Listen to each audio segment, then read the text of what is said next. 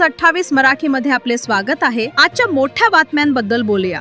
कल्याण मनसेचा शिवसेना शिंदे गटाला पाठिंबा।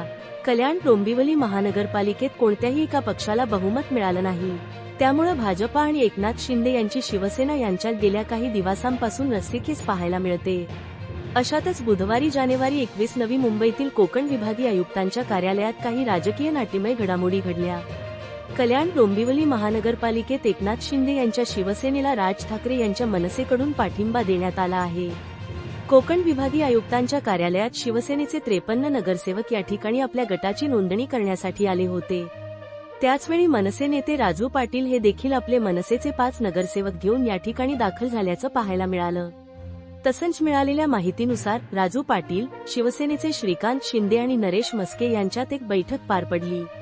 या बैठकीनंतर मनसेकडून कल्याण डोंबिवली महानगरपालिकेत सत्ता स्थापनेसाठी शिवसेनेला पाठिंबा दिल्याचं सांगण्यात आलं। वार्ताहर इंडिया न्यूज 28 साठी कल्याण मुख्य प्रतिनिधी अमित खर्डीकर यांची रिपोर्ट।